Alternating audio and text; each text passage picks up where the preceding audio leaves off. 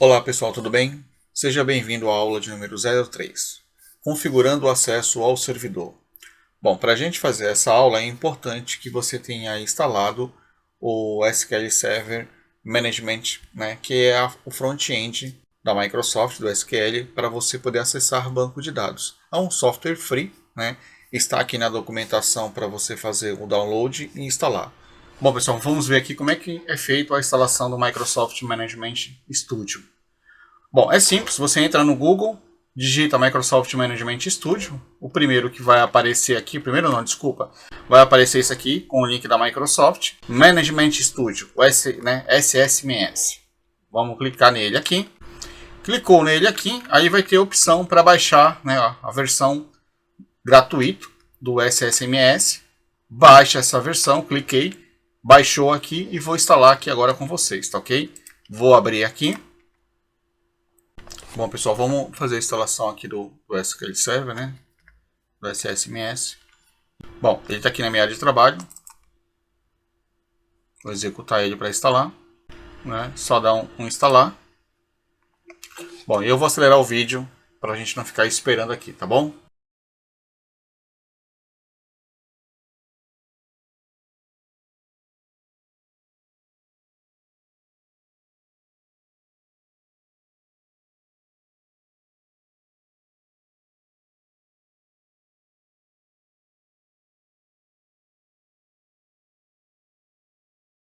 Bom, vou partir do princípio agora que já está tudo instalado, tudo configurado e a gente vai seguir com a aula, tá bom? Ele está instalado, eu tive que reiniciar a máquina. Agora eu vou abrir aqui o SQL Server, o SSMS, tá ok? Vamos abrir ele aqui. Bom, gente, a ideia aqui eu não vou entrar no mérito de ensinar a usar o SSMS. Porque senão a gente vai perder muito tempo em explicar o uso do aplicativo e a gente vai ficar longe da mão na massa. Não é difícil, tá, gente, de mexer, é bem fácil. Para quem é programador aqui, vai fuçando e vai se achando muito fácil. Então não tem muito segredo aqui, tá ok? Mas o que a gente tem que fazer aqui agora? A gente tem que colocar aqui o nome do servidor, que está na documentação, o usuário e a senha que foi passado para vocês.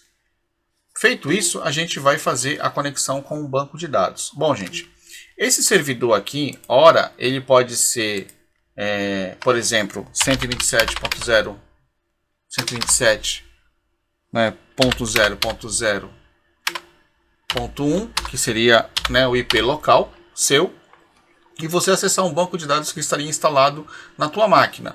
Ou um servidor, sei lá, público, um 200 ponto alguma coisa que o hospedeiro pode te passar e aí você vai acessar, por exemplo, local web, um exemplo, eles têm hospedagem de SQL Server, então eles passam para você o nome do servidor direitinho, com a porta configurada correto. Você colocou aqui, colocou o usuário, você vai acessar diretamente o banco de dados, tá certo?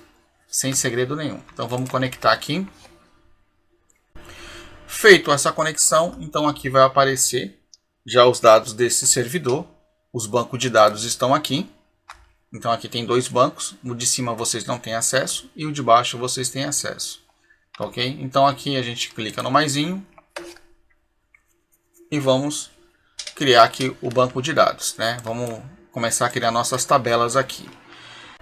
A gente vai conectar aqui, Então ele passou aqui a conexão do servidor, está aqui a conexão aqui no nosso documento, o logon e a senha, beleza?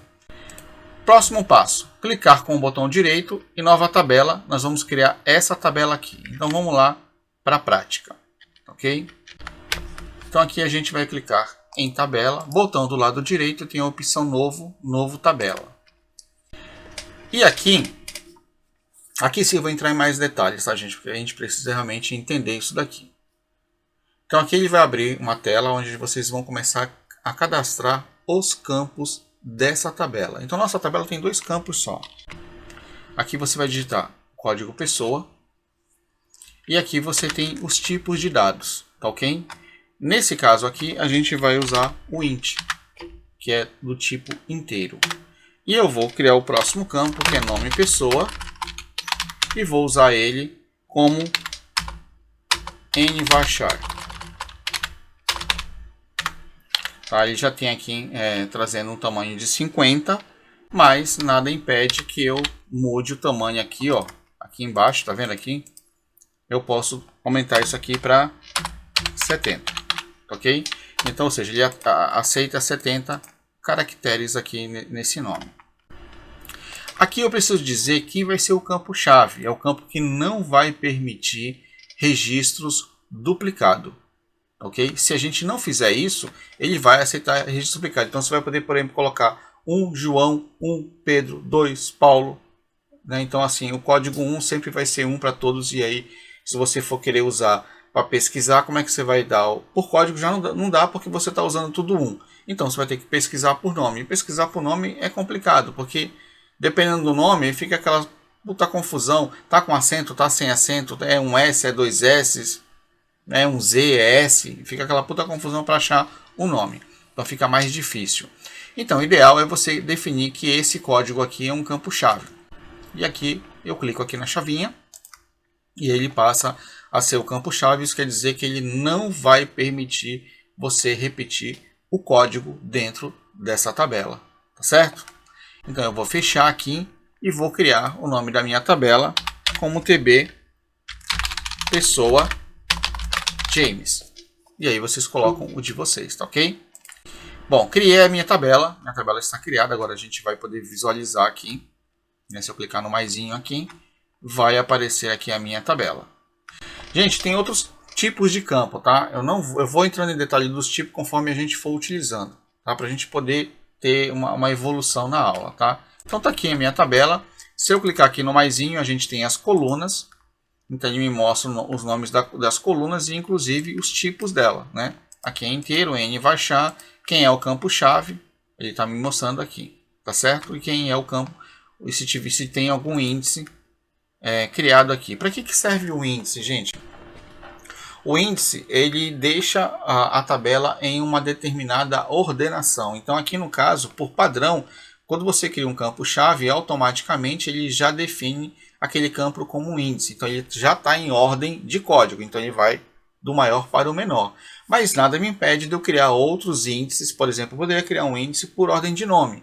Então se eu fizer um select e eu quisesse pesquisar por nome, se eu tenho um índice já definido para o nome, fica muito mais rápido a pesquisa. Porque se você faz uma pesquisa por nome e você não tem índice para nome, vai ficar mais lento, já que a ordem está em ordem numérica. Né? Então os nomes vão estar todos em desordem, fica mais difícil para localizar o dado. Então ter índice ajuda muito para você pesquisar dados e determinar a velocidade de pesquisa. Tá? É importante. Por outro lado, o banco de dados fica maior, porque cada índice ele vai ter gravado ali a ordem de todo o banco de dados, então ele mais ou menos que duplica ali o tamanho da tabela. Ok? Bom, nossa tabela está criada. Ótimo. Então, se quisesse trabalhar aqui com a área de desenvolvimento, para fazer código aqui, para pesquisar, eu tenho aqui a opção Nova Consulta. Então, essa opção me abre uma tela onde eu posso começar a escrever códigos. Tá ok? Então, vamos voltar aqui na nossa aula. Criamos a nossa tabela, falamos que é do tipo int, né? Aqui eu coloquei em char, mas lá eu coloquei em varchar. E aqui ele está falando se permite nulos, tá vendo? Aqui está marcado que sim. Como é que ficou o nosso banco? Lá ficou marcado que permite nulos. Vamos ver? Ó, ele permite nulo. E aí, nesse caso, como é que a gente resolve essa situação? Né? Eu teria que apagar essa tabela? Não dá, né? Não dá para fazer isso daqui. Então, a gente teria que alterar esse campo. Como é que a gente altera esse campo? Depois eu falo para vocês. A gente vai falar sobre o tópico onde a gente dá manutenção no banco de dados, alterando as suas estruturas, tá ok? Então a gente por enquanto vai deixar assim. Bom, seguindo aqui em frente, então aqui a gente tem aqui um comando básico já de consulta de registro. Então aqui eu tenho o select asterisco from tabela, no nosso caso TB pessoa, né? TB pessoa underline James. Então o que quer dizer esse comando? Selecione todos os campos, o asterisco representa todos os campos from da tabela. Então é esse o comando. Vamos ver como é que funciona na prática? Então vamos lá. Então, selecione todos os campos da tabela TB pessoa. Ó, ele já até trouxe para mim aqui, James, certo? Aí eu clico o quê? Em executar. Para executar tá aqui, ó. Eu clico aqui, ou posso apertar o F5, ou posso apertar também o Ctrl E. Então vou apertar Ctrl E aqui e executo. O que ele trouxe para mim? Nada, porque não tem nenhum registro ainda nessa tabela, tá certo? Então é assim que funciona um select. Vamos ver aqui mais? Aqui também eu tenho uma outra variação do select. Aqui eu tenho select, campo 1, campo 2, campo 3, from tabela, né? Então nesse exemplo aqui a gente está determinando quais os campos que eu quero pesquisar da minha tabela. Vamos ver como é que é feito isso? É assim, ó. Você poderia colocar, por exemplo, código pessoa. Aqui, ó, ele já trouxe. Se eu der um Ctrl E, ele só traz o código pessoa. Se eu colocar uma vírgula e escrever nome pessoa, ele traz código nome pessoa. Neste caso seria o mesmo que asterisco, né? Seria o mesmo que colocar o asterisco aqui. Então, ou seja, eu posso selecionar quais os campos eu quero de uma tabela. Por que isso é importante, gente? Imagina que você tem uma tabela que tenha 30, 40, 50 campos. Não sei quantos campos podem ter, né? Pode ter vários campos. Agora, imagina que toda vez que eu faço uma pesquisa, eu faço com asterisco. Porque é mais fácil, né? Até para escrever o código. Se eu fizer isso, legal, para mim, programador é mais rápido. Mas, para o banco de dados, para a velocidade do sistema, isso fica lento. Porque toda vez ele vai trazer muitos campos e eu não vou usar todos os campos. Imagine que eu vou usar só 2 campos de uma tabela que tem 50 campos. Ou 20 campos, 30 campos. E imagina que esses campos são de diversos tamanhos. De nomes, binários, bits, datas, text. Puta, pode ter vários tipos de campo e campos grandes. E isso vai demorar muito para vir, né? Dependendo da quantidade de registro que você mandar descer, então, pô, vai demorar pra cacete. E como é que eu faço isso? Poxa, se eu sei quais os campos que eu vou utilizar, então vamos economizar. Se é só o código pessoa que eu quero, eu trago só ele. Fica super rápido, né? Porque vai vir só uma coluna, só um campo, então vai vir muito rápido a nossa pesquisa. Então otimizar o uso do select é importantíssimo. Tem muitos programadores que ficam meio que preguiçosos e manda a bala no asterisco. Dane-se. Manda a bala no asterisco e faz a pesquisa. Então o ideal, gente, é escrever aqui quais os campos que você realmente quer, né? Os que você realmente vai utilizar no teu programa, na tua programação ou na tua tela de apresentação de consulta de dados. Então, otimize sempre o seu código o máximo possível para ficar mais rápido, para economizar a banda de internet, né? E ter uma resposta mais rápida para o teu usuário. Combinado? Então vamos sempre economizar isso daí, tá certo? Aqui a gente tem mais uma variação do select. Então aqui eu tenho um select, asterisco from, tabela, no lock. Gente, esse no lock é o seguinte. É aqui, ó, no lock. Né? Eu tenho, poderia ser um campo só, poderia ser todos os campos, não importa. Mas o que é esse no lock? Esse no lock é o seguinte, eu estou falando para o banco de dados o seguinte, ó, me traz os registros que você tem aí no banco. E aí ele vai me trazer o que tem lá. Só que se eu não passo o no lock, o que ele faz? Eu falei banco de dados, me traz os dados que você tem aí. Aí ele fala para mim, espera um pouquinho porque tem gente fazendo insert. Espera um pouquinho porque tem gente fazendo um update. Espera um pouquinho porque tem gente excluindo. Então ele só vai me retornar os dados depois que ele fizer todas essas operações de alteração de dados. Enquanto ele não alterar todos os dados, ele não me traz o select. Então eu fico lá esperando. Então você imagina isso, né, numa rede, muita gente movimentando um sistema, né? Você tem um sistema de gestão de RP e você tem 100 usuários em cima desse sistema. E as pessoas estão lá incluindo dados, alterando os dados, excluindo, consultando. Tem um monte de gente fazendo várias operações no banco de dados. E aí você vai ficar esperando até as operações de alteração de dados terminarem. Quando elas terminar, aí ele devolve o select para você. Nesse caso, o que eu falo para ele? Não, no lock. né? Não trava para mim, me libera. Então ele vai me trazer o que ele tem naquele momento. O que ele tiver, ele me devolve. Ah, James, então você está me dizendo que eu posso correr o risco de ver um dado que vai sofrer alteração, mas ele não está me mostrando. É verdade, pode acontecer isso, né?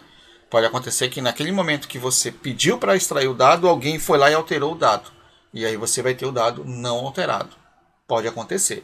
Então você tem que saber dosar isso, né? Em que momento que eu devo fazer o no-lock ou em que momento que eu devo simplesmente ficar aguardando, né? Porque dependendo se você está fazendo uma consulta específica de um registro ou de alguns registros, pode ser que você possa aplicar o no-lock e trazer tudo, independente de se foi alterado ou não. Ou você realmente precisa trazer o dado real, o último dado que está no banco de dados. Então o fato é que com no-lock é mais rápido, sem no-lock é mais lento.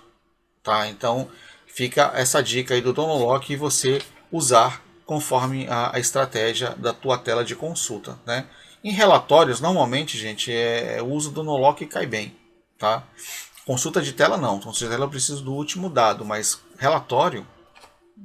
consulta de tela que eu digo é consultar cadastro, né? Tipo assim, você vai consultar o cadastro de uma pessoa, então você quer os últimos dados, até porque você pretende alterar ou não.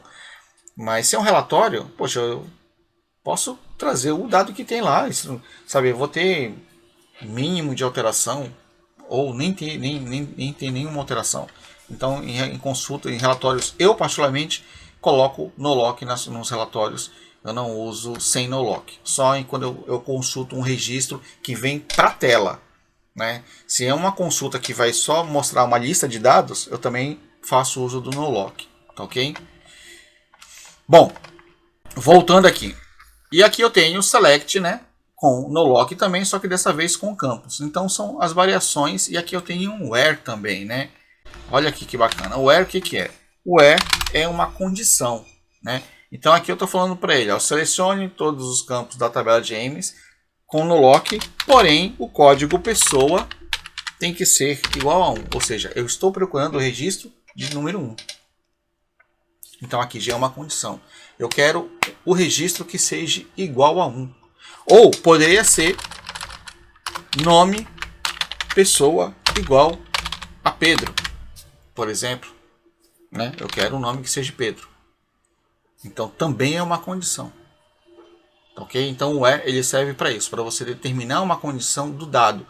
Né? Com que condição você quer trazer esse dado?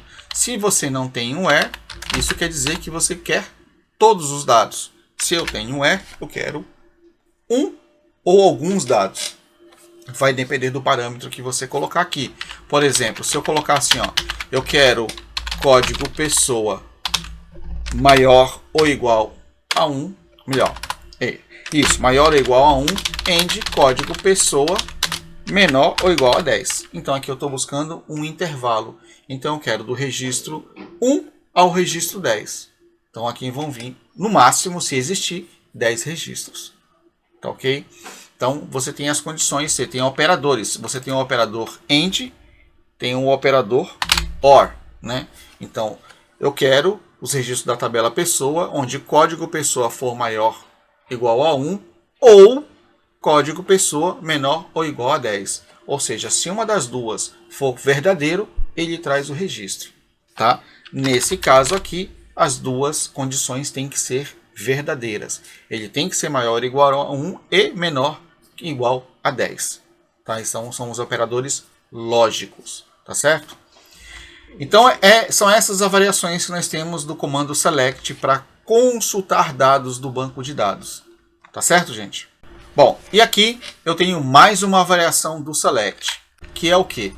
Aqui eu posso incluir o order by. O que é o order by? Então assim, consulta para mim a tabela pessoa onde eu quero que seja ordenado pelo código pessoa. Então eu quero que venha em ordem de código.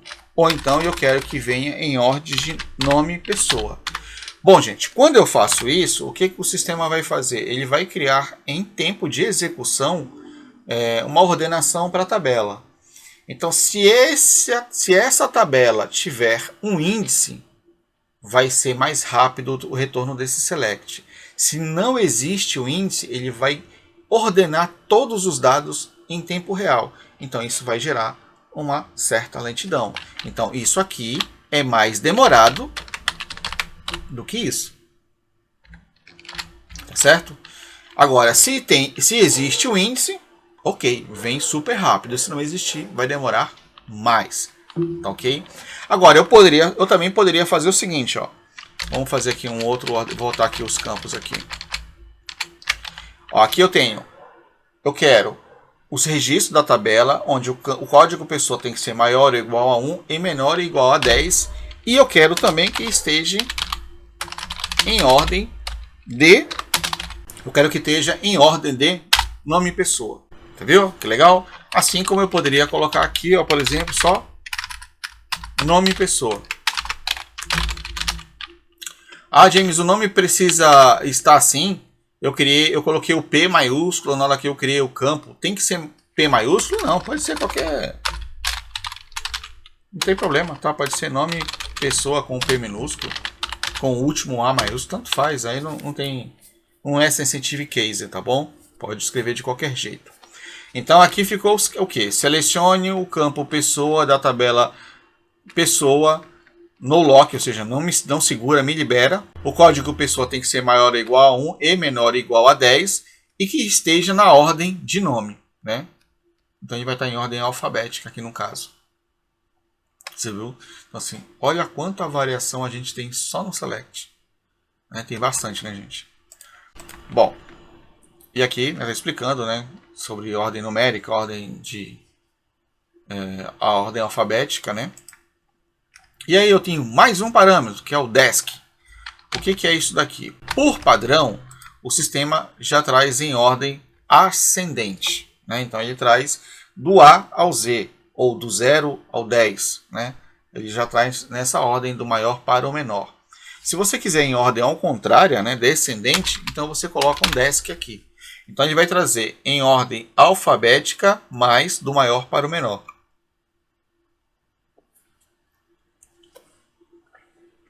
Então ele vai trazer do Z ao A. Se eu tiro isso daqui, ele traz do A ao Z. Tá ok? Então o desk faz isso, ele coloca e inverte as ordens, né? Esse daqui são as variações do select. Tem mais ainda, mas os básicos são esses daqui, tá? Agora, na próxima aula, a gente vai ver a parte do insert. E aí a gente vai começar a ver com os dados, né? Esses dados vindo para a gente, vai ser mais interessante, tá ok? Então, muito obrigado, espero você na nossa próxima aula, tá certo? Um grande abraço e obrigado.